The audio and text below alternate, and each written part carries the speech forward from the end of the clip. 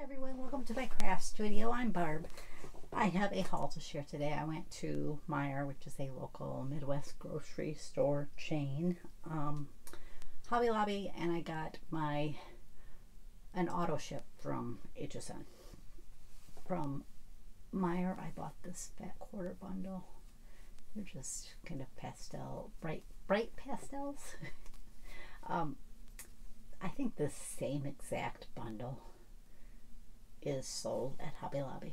I noticed a lot of the ones that Meijer has, I've seen at Hobby Lobby too. Bought another refill for my ink pad, and I bought this. It's meant for perler beads. It's Harry Potter.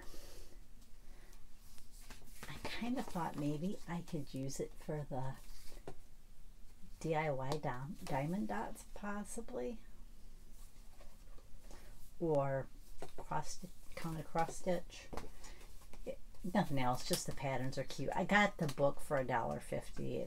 It was tore here, and it's got another little rip here, but it was 75% off. It was $1.50, so I figured I would go ahead and pick it up. At Hobby Lobby, I found a few clearance items. I found this one, November Alpha Victor Yankee. My father-in-law was served in the Navy, so I thought when we had his memorial service, this might be something cute to put on the table where I'm going to have the photos and stuff. So I've been kind of watching for things like that, and they had a few other clearance things, but they didn't have the Navy, and they had the Army for most of them, but they didn't have the Navy. When I seen that one, I thought, well, I'm picking that one up. I found this can koozie with the, I know, it's according to them, it is Superman logo. I call it the Supergirl logo. And then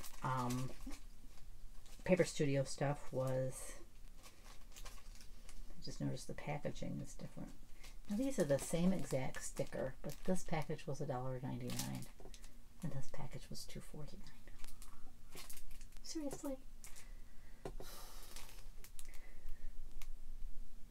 I mean, they've changed the packaging, but they're the same stickers in there. But I decided I probably should have picked up 3, but I picked up 2. And then I found these ones on clearance as well. When I find these letterboard words on clearance, I like to pick them up. And then my auto ship from HSN was the Diamond Press Slimline die set. This one was called Sunshine and Smiles. So you get these elements and these elements. I've already got them placed in one of my totally different. I decided to just use one magnet for these sets and put the words on the magnet, and then just put the it does have a little bit of stick on the back, not a lot, but, and then put the big die part on the back part. One time I was going to go with 2 magnets. I thought, I really don't need the magnet for the great big panels. If I have one in there for the words, then put these in the back, it'll be fine. I have to play with these and see how they go. And then, of course, they also give you a, what do they call these? Folders? Just folders? I don't know. They're their cutting folders. I don't know what their exact name for them is. Tell hubby, I said, I don't really need these because I don't have a diamond press. He goes, well, save it. Maybe someday you'll get one. Talk about an enabler. I did wonder whether they would fit.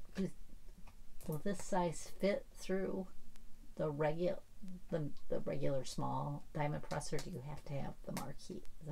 Is it the marquee? I think that's the name of it. Because I did have the original one really cheap with it, and it came with a cute little die set. And I do have a 20% off code. So I was thinking about picking up more of Tiffany's magnets with the 20% off code that I got today. And there's also another, there's a die from Stamps of Life that I still want. But I'm kind of holding off to use that because Stamps of Life, I think, has a release tonight, so I kind of wanted to see what they had before I spent any money at HSN.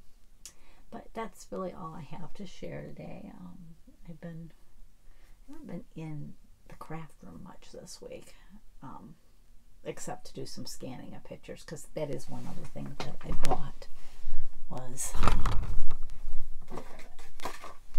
on Amazon. I hadn't shared this yet. I bought this portable wand scanner. I had a wand scanner before, and it was probably close to 20 years old. It died. I couldn't get it to do anything. The screen hadn't worked for a long time, but it would still scan. This one, I had a lot of trouble getting the speed down with it. Yeah, once I got that, it does seem like it works fine. I was thinking at one point it was going to have to go back, but you just have to go very slowly. A lot slower than I had to with my previous one. I knew you had to go at a steady rate, but usually you could go a little bit faster. This one you had to go super slow. But the important thing is I figured it out. Every now and then I still go a little too fast. I'm like, oh, I've got to slow down. So I'm working on, I was thinking about buying one of the Wolverines off of, and I haven't totally ruled that out yet. You can't use the percentage code off on that though. But I at least did find an app, it was by Kodak, that you could use a light box and your iPad or phone camera and do, I think it would do the 35mm film or the slides, but I couldn't get it to do it the 110 or 126 film, which that's what I have a lot of personally. So I am debating at some point down the road, and it probably won't be right away, getting one of those so that I can digitize all my negatives. But right now I'm just trying to get some old pictures scanned with the wand, and I did the negatives already of my mother-in-law's.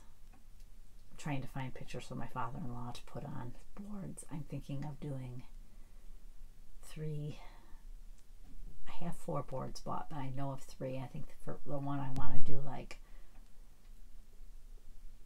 son, brother, and include pictures of him with his parents or of his parents and with his siblings through the years.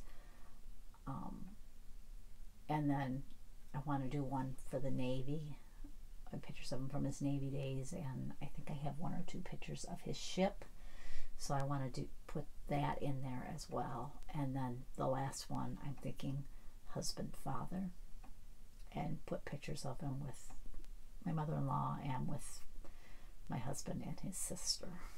Oh, and grandchildren and grandfather. Go husband, father, grandfather, and include the grandkids.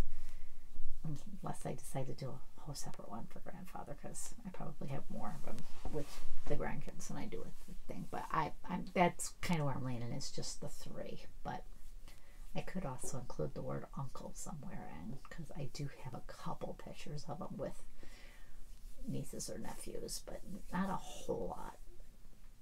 But that's kind of, I'm not doing a lot of regular paper crafts. I'm kind of working on that project because we're hoping this fall to have something. So I'm trying to get all the pictures I want scanned, and then I got to get them printed, send them off to be printed. And I'm thinking about trying to do a scrapbook too. I did one for my mother and have that at the service for people to look at as well. I'm thinking I'll do multiples of that if I do it. Do one for my mother-in-law, one for my husband, one for my sister-in-law, and maybe one for his only surviving sibling. Do a total of 4 of them. And then they can also be out at the services, and then his sister can take hers home then, and of course so can the other people, but that way there's multiples of them out, so if people want to look at them. I'm trying to think if there's anything else, like for table decor or whatever, if I could do anything for that. But I'm debating on that. I still have a few other things to get done for my mother-in-law that aren't crafty at all. But that's really all I've got to share today. I want to thank you for joining me, and I'll catch you next time.